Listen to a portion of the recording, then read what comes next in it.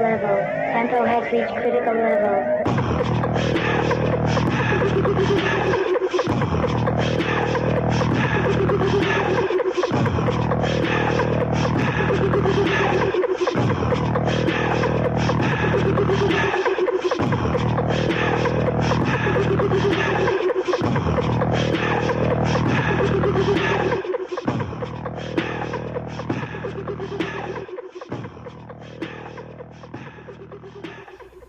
Everybody, welcome to Enough with the BS podcast. This is part 2 for today. Hope you guys enjoyed part 1 because we enjoy making it for you. Once again, man, we try to give you guys a different perspective on life and in sports. And we got a very, very serious topic to go over today. We're definitely going to get into the final situation as well. That's going to be later in the show. But to kick everything off today, and once again, you're listening to Enough with the BS podcast. My name is Tyler Butler. My brother here to the right is Josh Smith. Josh, was good? Good, man. Good. Man, where do I start? Today, man, this is tough. Yeah, tired of seeing it. Yeah. Just to kick it off, man. Orlando is known for being the happiest place on earth, and that's no pun intended. But today, at 2 a.m., Orlando became the saddest place, not only in America, probably in the universe, man. Today, we had the biggest mass murder in United States history. This is something that our kids are going to have to hear about once they hit high school and hit the history books. 50 killed, 53 wounded by gunmen who claim to be part of the ISIS, but we don't really know all the facts here. This is a live show, guys. We don't do any type of note-taking or anything. We just press play and go.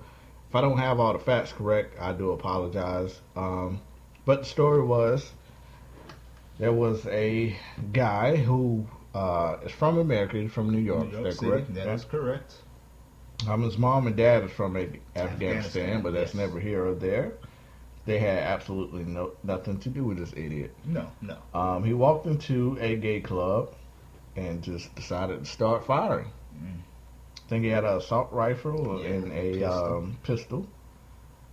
And you just heard the stats: 50 killed, 53 wounded. That's 103 people lives are affected. It's 103 families that today is completely different than from yesterday. Yeah. He just ruined 103 families. How many family members are affected by this is countless. Friends. And the biggest situation is you always have to worry about the copycats. It never fails. When something this magnitude happens, someone always want a topic. And today, there was another man arrested in California, and he was on his way to a gay pride parade. So we have a situation now where, unfortunately, the LGBT community is under attack. They're definitely under attack right now. This is man, it's a tragedy. But the question I have for my listeners and for you, Josh, after something of this magnitude happens to their community, if you are someone who is of, and I don't want to say anything wrong, but if you are within the LGBT community, what type of effect does this have on you? You gotta be scared. You gotta be. You're looking over your shoulder every time you go somewhere, or especially if it's a gathering where it's known that a lot of LGBT people will be there. You gotta be scared, and that's what the point. That's what terrorism is: make you scared and put terror in your heart. And he definitely accomplished that. Mission accomplished. With it. Definitely mission accomplished with it. But I'm just sick of hearing about just this kind of stuff, all the way from Columbine to now. Like, why? Yeah, I would, Why? Why? Why? We went to.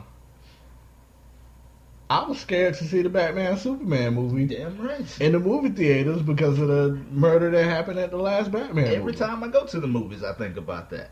Some door open up, something like that. No. What's going on here? Yeah, and it's absolutely ridiculous, but you have to think that way because you just Yeah, never just know. don't I know. mean, Gotta have your head on a swivel. all of those individuals were just at the club, Hanging out. just trying to have the time of their life.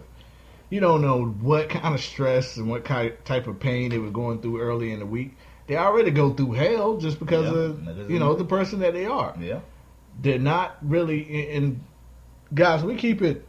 I'm gonna use a street term. We keep it 100 on this show. There you go. Not gonna hold anything back.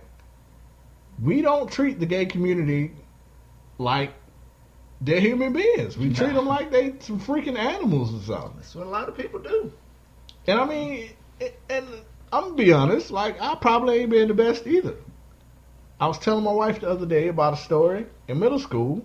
I had a friend, and I'm not gonna mention his name and throw his business out there, but we were best friends in middle school. One of my homeboys, and then out of nowhere, word came back to me that he was gay, and I completely stopped talking to him. Yeah. Now, granted, I'm not the mature individual I am now. I was Yeah. in middle school, but I was so afraid of how Yeah. my other friends would see me, Yeah. and would think I was that way. And instead of me being a good friend, which Yeah. he probably didn't have any at the time, Yeah.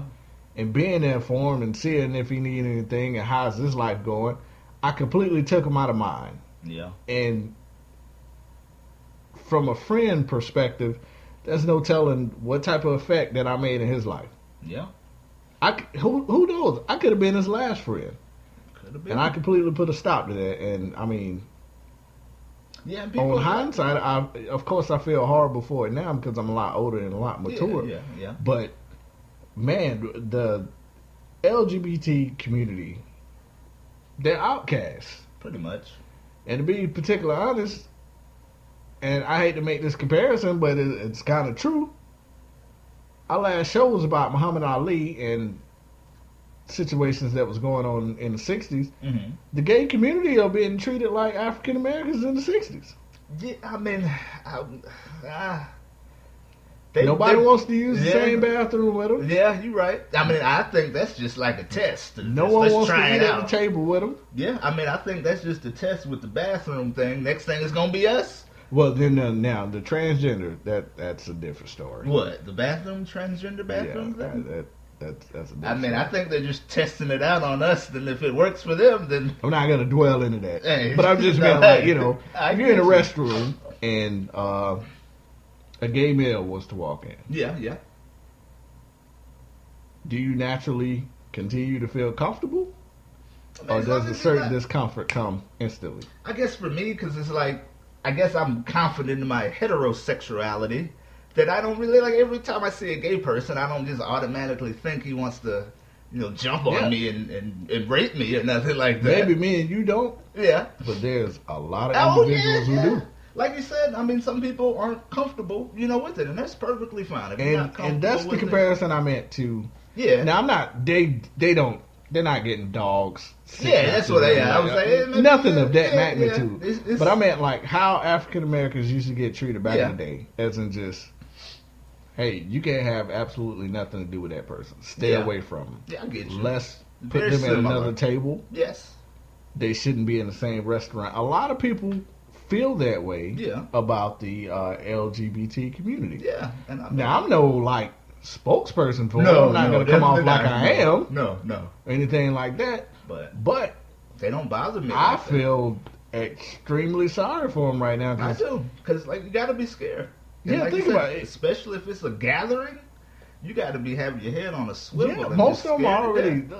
the stuff that they have to deal with, like with coming out with their families, Mhm. Oh, that's Um, rough. I know that's tough. coming out with their friends, Yeah. and I know this situation personally because I have a little sister Mhm. who's like that, and I remember some of the struggles that she had to go through when she was Mhm. coming out. and luckily I was the one, one of the people that she could talk to, Yeah. and of course, I accepted her as my sister. Yeah. But a lot of families not like that. Yeah. Church is Yeah, the worst, churches, yeah, they're the worst ones. the absolute worst. The worst ones. So I mean, you can't go to a club. Nope. You can't go to a church. Nope. You can't go to your home. Nope. And then you're losing friends. Yep. Like, what else are you supposed to do? What are you supposed to do? Yeah. And then, like you said, just this mass shooting stuff, I'm just sick and tired of it. Like every what, 6 months or so, we got one we got to look at. What's the next one going to be? 100 people killed, or? And I mean, and it creates so many topics. We're just scrolling through social media, looking at stuff. Now, this is giving people more reason to hate Muslims. Of course. And, we just laid to rest probably one of the greatest Muslims ever, Muhammad Ali. Yeah. And all Muslims aren't extremists. And I mean, like, every time, like, someone says ISIS, you think you're attacking Muslims. I mean, I read there's 1.6 billion Muslims in the world. All of them aren't ISIS. There's regular people, just like me and you.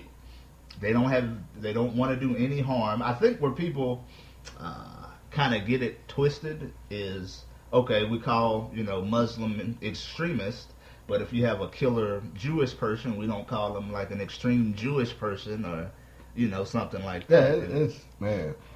And it's to tie it into sports, because we are a sports, show. The athletes that want to come out, they're never doing that. and that's the other thing with the LGBT. Mm-hmm. They don't have any spokesmen, because as an athlete, and you can tell by the Michael Sam story, you got everything to lose if you come out. You're not gonna, like, Michael Sam was a SEC defensive player of the year. Defensive player of the year, Should have been and he first. went 7th round. Should have been first or second round. Now, a lot of that, Michael Sam should have realized, like, the type of business that you're going into. Now, he did make a mistake by, like, going into training camp, signing a deal with Oprah Winfrey Network, so they can they don't like the. You don't do that with the distraction, NFL. no. Like, they don't. They don't do. You need to distraction. realize what type of environment that you're going into. You're already on the outs. They don't want you here. Yeah. They don't want any of them around. No, not at all. Why do you think you are the first male athlete to come out and admit that you're gay? There's a reason for that. And I mean, I give them props for doing it, like, before the draft, because, like you said, me personally, I would have been like, I'm gonna just wait until I wasn't saying nothing after, after I'm established. But he came out before, and I mean, I hate to say he paid the price for it, but He paid the ultimate price, because he is out the league and never coming no one back. wants him. Yeah, and I mean, he was Never a good coming player. Now, he was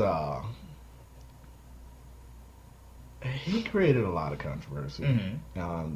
There was a lot of behind the scene, Yeah, talk with that the he was Oprah doing, show. and Yeah. with the Oprah show, and you just, what does the NFL always say? They don't want a circus. No, exactly. And I mean, you got one circus, which is nothing wrong with you being, being what you are. But I mean, to the NFL, that's a distraction. That's a circus. Your sexuality is a distraction. So then you compound it and you do a reality show on top of that. So it's like, I don't really know if they need that. And the NFL was like, we just don't really need that in our circle right now. Now, from an athlete standpoint, and after this tragic situation, other than Collins and other than Michael Sam, do you see anyone coming to step up for the LGBT community? Do you mean like just another gay athlete, or Whether it's somebody coming out, which I absolutely don't see that happening. no? Just any athlete in general, just standing up, becoming Muhammad Ali and standing up for what's right. I mean, of course, I think they'll speak on this, that just what happened in Orlando. You'll have some I think athletes- they'll say it's a tragic situation, but rest they in won't peace. touch anything to do with the LGBT. They're not going to come to the defense and start like No. a crusade. This was definitely not the one. I thought the Sandy Hook thing would start some type of crusade with the kids. Everybody has kids. I got little ones. You got little ones. That's the first thing I thought about when I heard about that one. That one hurt me.